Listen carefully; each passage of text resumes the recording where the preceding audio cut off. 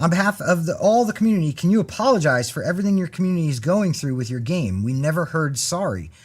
I'm not sure what there is that needs to be apologized for, but if you feel that an apology is needed, absolutely, I'll say it. I'm sorry that you're going through things. I think that it's a tricky thing with the apology topic. Hey everyone, Alucard here, who is no longer Wes Keltner's #1 fan. And that's because Gun recently announced there won't be any more DLC, balance changes, bug fixes, or pretty much anything coming out for the game. Don't worry though, these selfless developers are making sure you can still buy the game and play on some shitty peer-to-peer matchmaking because the devs no longer wish to spend money on any dedicated servers. The community response was not exactly a positive one, with many people being very upset and turning against Gun Interactive. And Wes Keltner, Gun Interactive CEO, who is supposed to be all about transparency, has remained notoriously silent while all of this has been going on. In this video, I want to talk about the end of TCM and all the big mistakes that led up to it. It's hard to cover everything, but I at least want to talk about the major things that to me led up to the downfall of TCM as we know it. It's really a damn shame, but I hope you guys enjoy watching.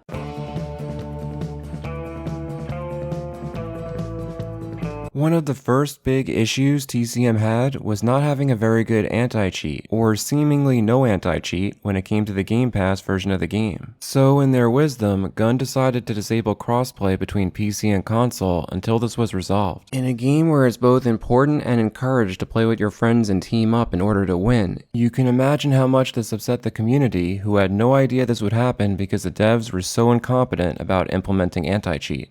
Hilariously, in the same patch where they did this, developers for some unexplainable reason also allowed lobbies to start with only 6 players, just to get faster matches even if it fundamentally destroyed the balance of the game. This is a great example of Gun's design team and leadership not being very good at their job. People immediately realized how stupid this was and how it made no sense, so it lost a lot of trust with the development team who seemed to have no fucking idea what they were doing.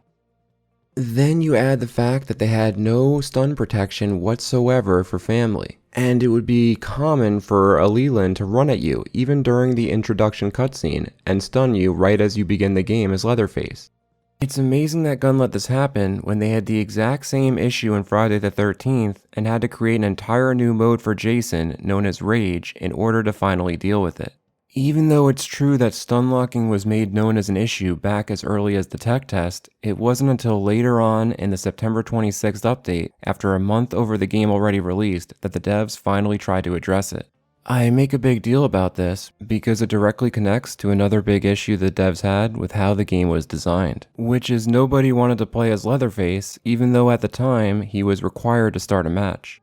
You have to remember, this is happening around the same time they disabled crossplay because of the anti-cheat, which was another dumb mistake they made. So now there were compounding problems of people not wanting to play Leatherface, who was required for a match, PC and console being disabled because the devs are totally incompetent with anti-cheat, and then this kind of dumb shit where a lobby could start with only 6 players. The damage done from this we can see on Steam charts, where the game lost a massive amount of players early on. I would love to share the console numbers as well, but unfortunately the devs who are supposed to be transparent never tell us them. Also, who remembers the jarring grandpa cutscene that would take place at the beginning of every match because victims always made too much noise? Or who remembers the exploitable car and gas station that took months of investigating before it was finally fixed? Or how about when they came out with the 10-second stun immunity, they forgot that it took 12 seconds for family to turn off the valve, so victims could just camp nearby and stun lock you over and over again until it eventually went off.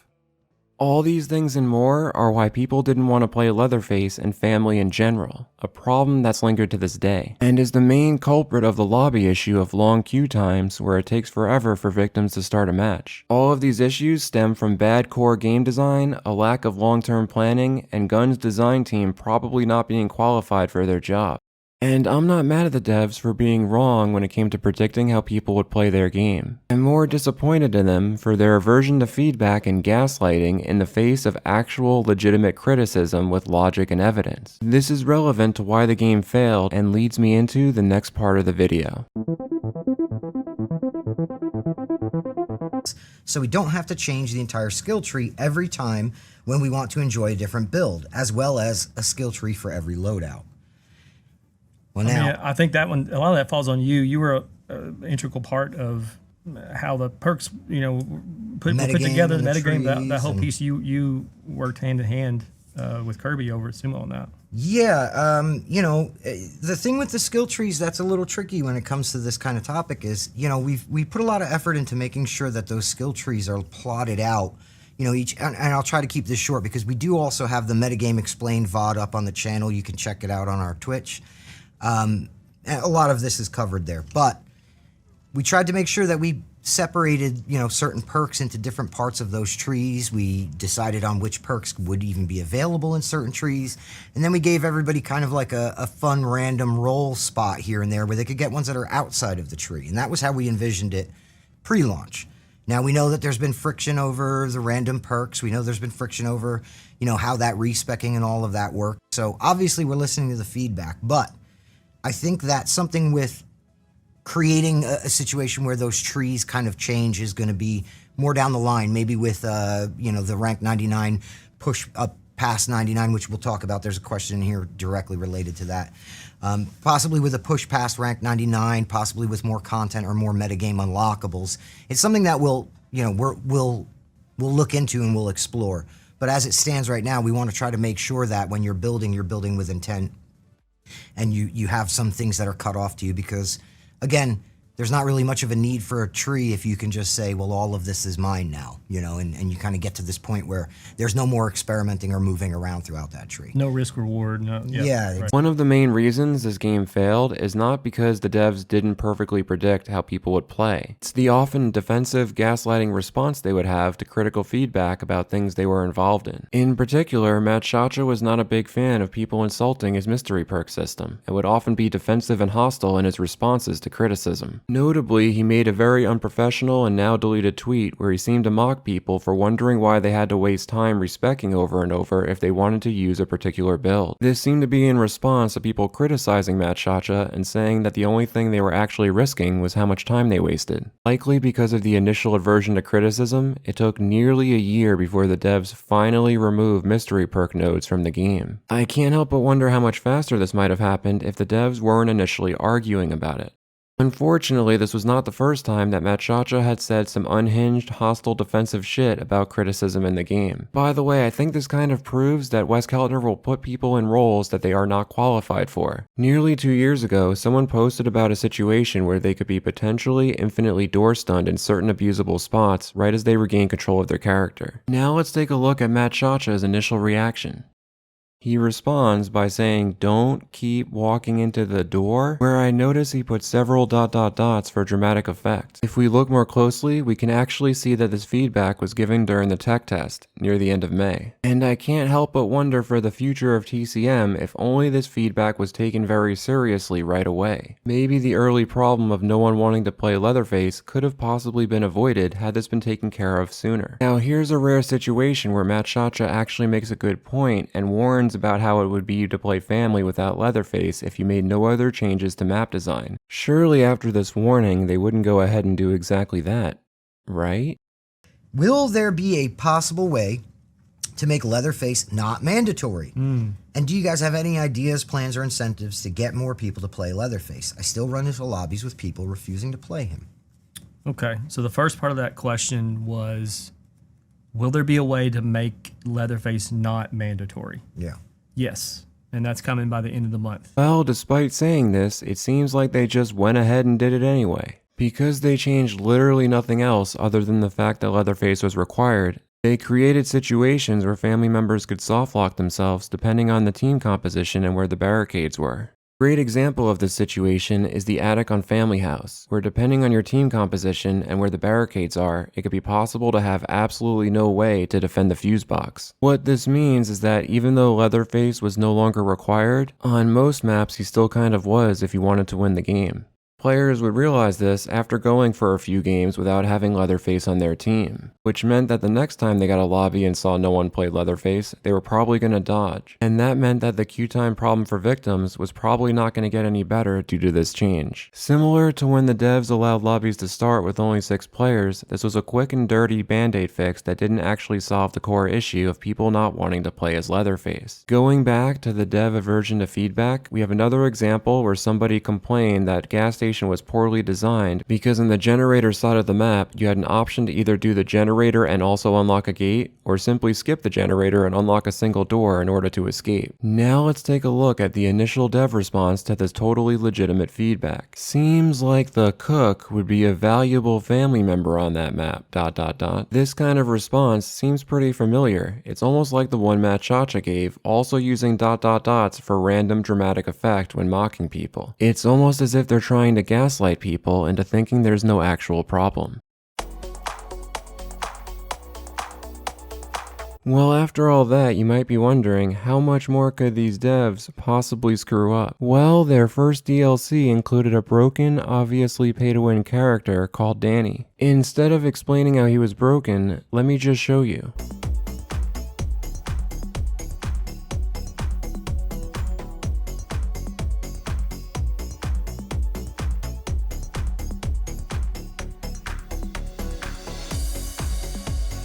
And you can see what happened. He still tampers it and somehow gets away.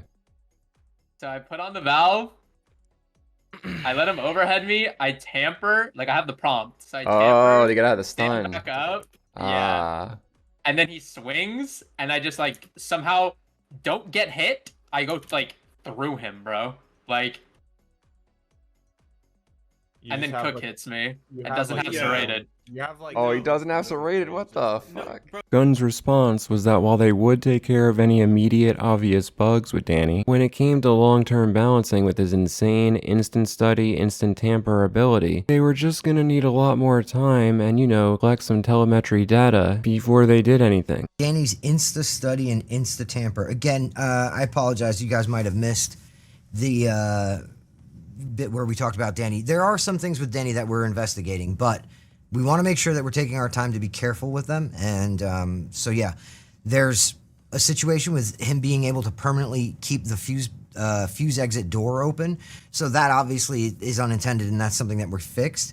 The instant tamper, there's an issue there where we have to kind of dig into the top end of his skill. That being said, you know, those investigations and conversations and that design talk is already happening. But that's not the kind of thing that we're going to slam into a rapid patch. We're going to take our time. We're going to get to the bottom of that, get it to a spot where we like it, and then roll something out a little more with a little more breathing room to properly test it. Yeah, exactly. Yeah. Tipping balance is really the best way to say it, because it's a matter of a feather too far and you're over the edge and it's done. Correct. And so yeah, things happen. Shit happens. Yeah. We have to own the fact that there's some balancing to Danny that we're doing and we're working on.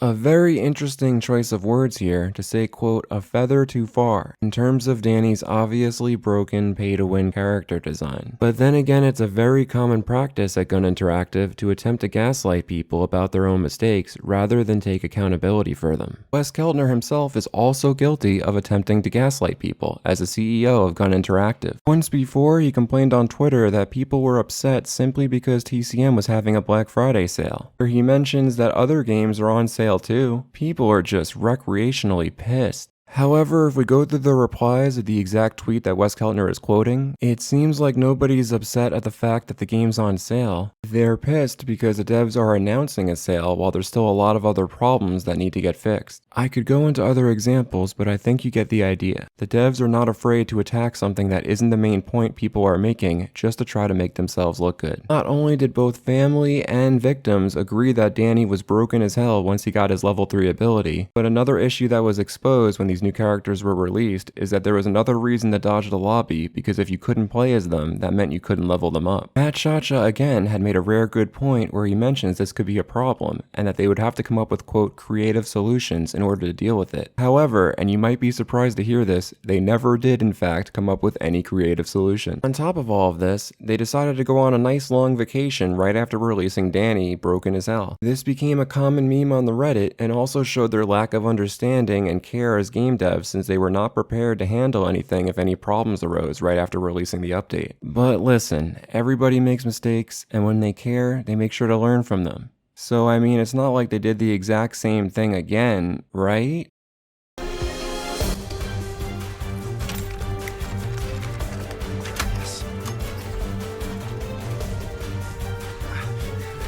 got this, Wyatt.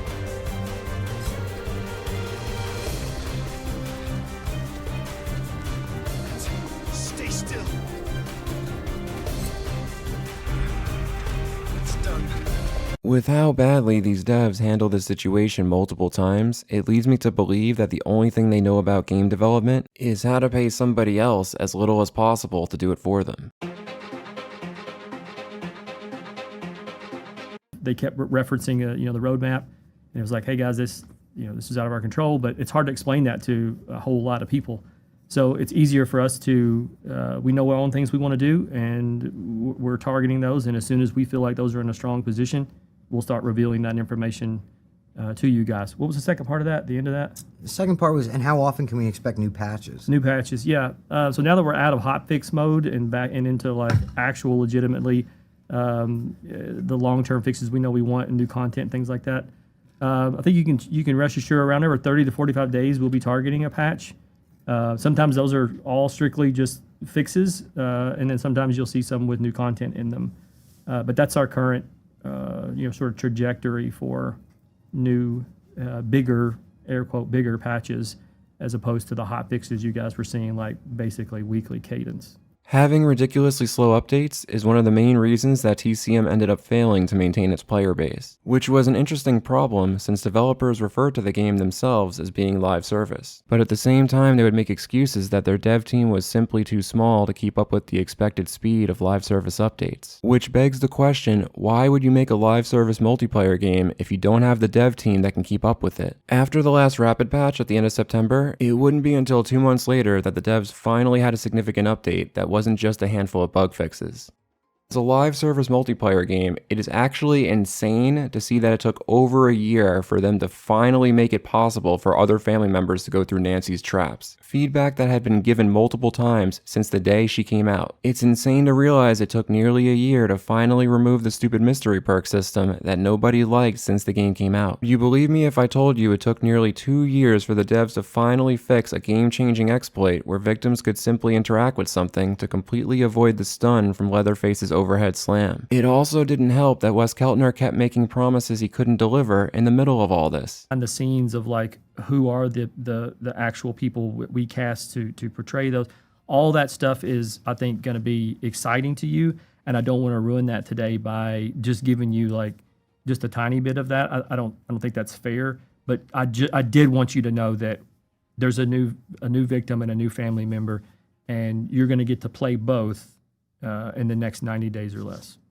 Unfortunately, it wasn't until around double this 90-day promise that the new family member hands finally came out. In the middle of all this, Gunn didn't want to renegotiate their contract with Sumo, so instead they decided to switch partners to All Reliable, also known as Black Tower Studios. Unfortunately, Black Tower was not exactly fast at learning the code for the game, and this led to one of the worst updates in the game's history, known as the Anniversary Blood Moon patch. And would you believe me if I told you that despite how obviously bad this update and Blood Moon in general was, somehow the devs still tried to gaslight people into thinking that they thought it was good. But did we go into any discussion about Blood Moon and like I know there's some talks online. I saw people online being like, "Oh, this thing is is cool." Mm-hmm. I didn't know how much of that we've like publicly heard from them and also talked about. Yeah, we saw a lot of people being like, "This is a really cool concept and very interesting." I think a lot of people are like, what does events in Texas look like in the future? So a lot of discussions we've seen, just a lot of player feedback.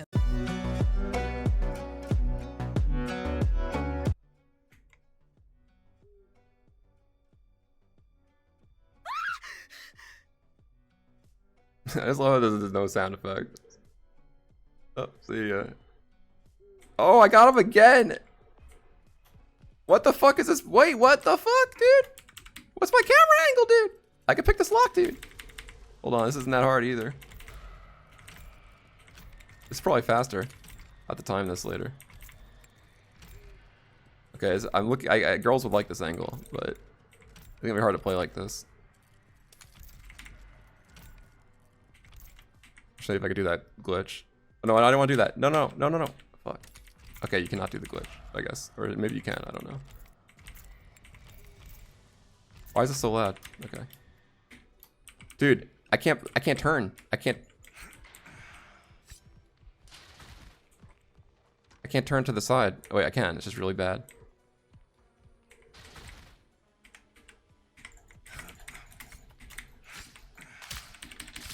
Okay, I hope that fixed that. I don't know how I just got a kill like that. Rush Week was something that Wes Keltner thought would be somehow a huge success as a separate game mode in TCM. However, the fact that it was a hilarious, buggy mess on launch was actually not the worst part about it. You see, Gun Interactive thought it was smart in a team-based ASIM game where you're encouraged to play with your friends to make a brand new mode where you actually can't play with them. And not being able to play with friends in this mode upset the community a lot, and was a deal breaker for a lot of people in terms of even trying it. On top of that, you couldn't even pick your side. You could only choose whether or not to have a preference to be a sorority girl. After all that, the mode itself was actually complete dog shit thanks to really bad balancing thanks to an item they created called the attic pole. And then just suddenly escape in a fraction of a fucking second. You know.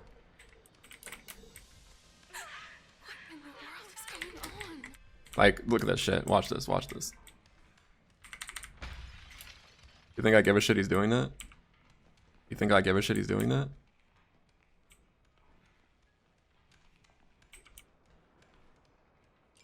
I just want to see if I could do it fast enough.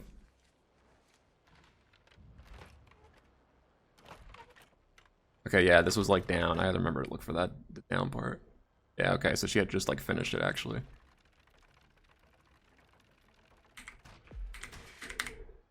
Alright, I escaped. Good luck, guys. There was also a really stupidly designed picnic table that you could almost infinitely loop Johnny around if he wasn't level 3.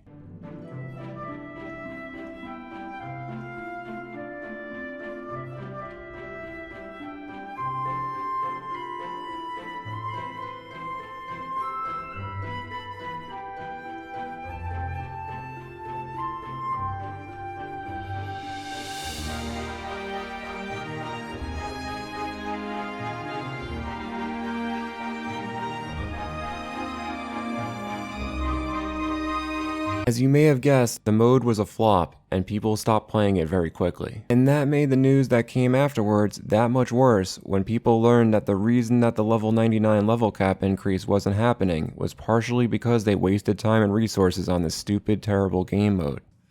Are you going to add more levels further than 99 and add in-game currencies, metagame? This is a long one. This is a long one. There's a bit of extra.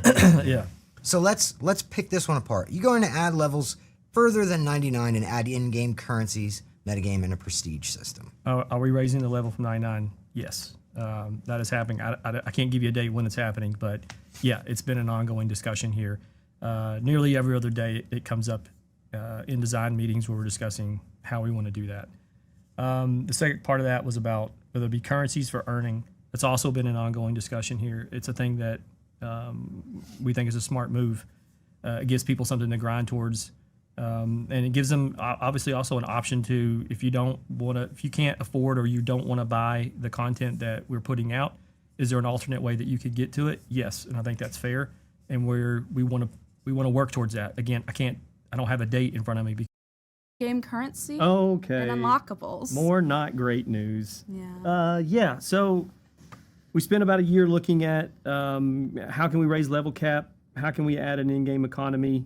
The time it was going to take to pull that off, there was so much rework that had to be done on the back end that what I didn't want to do was stop making things to put in the game, new systems or new maps and new characters and all the things we knew we wanted to add to the game.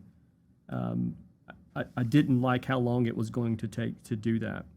I understand it's a big request and people really want it, and I wanted to try to find a way to get it in there. This was not viable for us to do it. And I think if we had to go that long without being able to get some of that stuff in there, I think a lot more people would be disappointed in having to wait that long to get anything else that's new, because it was a complete upheaval of when I know there was things that we wanted to do, like making Rush Week, for example. We saw that as a exciting, thing that we could do, but also new maps and new characters. And I mean, just the things that we knew that, man, all this stuff is it's fun to play with these and to see a new chapter and put the Maria and Anna sort of saga, we did that, and let's move to this next part of it. And it keep continuously to look at that, like raising that level cap was just going to put so much stuff behind.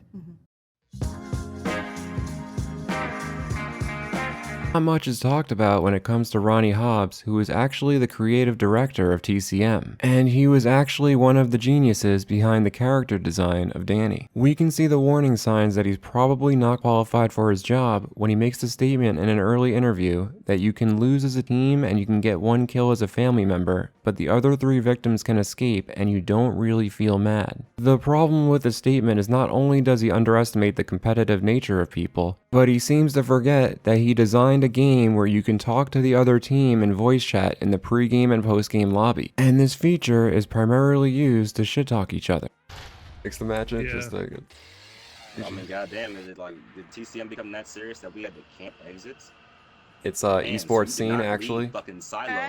This is an esports scene. Thank you very much. This is a quick match. This is not a comp tourney. This is a comp tourney. This is not a tournament. It's not. This is not a It's tournament. why can't I practice for a tournament? It's not. Go fucking practice then. Go into customs and practice with your friends. There's no one that plays this game anymore. How am I gonna invite them? No one plays anymore. We're camping. There's no one playing. I have no one to invite. So I have to just try just as hard that you say is okay. That's crazy. I don't even It's not my fault I have to camp. That's the dev's fault. But to sit there and camp. Well, what are we supposed to do? Pretend to run around a little? What am I gonna rotate to? Look at the sky outside? You're that group of family mains. Okay, I got you. Yeah, we're the esports legends. What happened? I didn't get stabbed by animals! What happened? You got fucked up down there! You need a forklift for how hard you were trying to get carried, bro! What the fuck? That was easy as fuck! What am I playing, a fucking 2-year-old? Oh, you let some little kid play? Who do you give the controller to? Unfortunately, somebody who says it's not a competitive thing, but then also designs it so you can shit talk each other in the lobby, clearly is out of touch with the player base and doesn't understand what players want. In the same interview, we have Wes Keltner admitting that he would take forever on the Nicotero Leatherface DLC because he spent 2 weeks apart on Zoom calls with Greg Nicotero, who was probably getting paid way too much just to talk on stupid Zoom calls about a costume he was making. And while there's nothing wrong with Wes being interested in the creation of horror and wanting to be accurate, he needed a long-term, consistent system that can keep up with the speed of a live service game. Then Wes Keltner talks about transparency, however it seems like his policy was to only be transparent when it was convenient, because even as the game ended, they still tried to lie and act like it just reached its full potential, and not like Wes didn't want to pay for it anymore because he didn't see it worth the investment. You know, the transparent Wes Keltner who hasn't said shit since this was announced. Finally, we see that the interviewer is obviously kissing the ass of Wes Keltner when he says he finds it refreshing that there's no roadmap, which is a strange statement to say the least. But we know from what happened in TCM that Wes Keltner's own statement unfortunately became reality. Even without a roadmap, he still made promises several times and didn't deliver on them. If you want to play with us as a community, like, rest assured there'll be some streams coming up soon where we all jump in together and y'all can kill me. We plan to bring back Beyond and Tales from the Stream once we get to that point where, there's time to set up and get going on these things too. Honestly, I wish TCM didn't fail, because I really wanted this game to succeed when I first heard about it and saw the tech test. But I mean, man, they didn't even have a single fucking event other than shitty double XP and a version of Family House with a red filter that hurt your eyes. I hope you guys enjoyed watching. If you liked this video, make sure to like, follow, subscribe, and all that other stuff that every other guy tells you to do. See you later.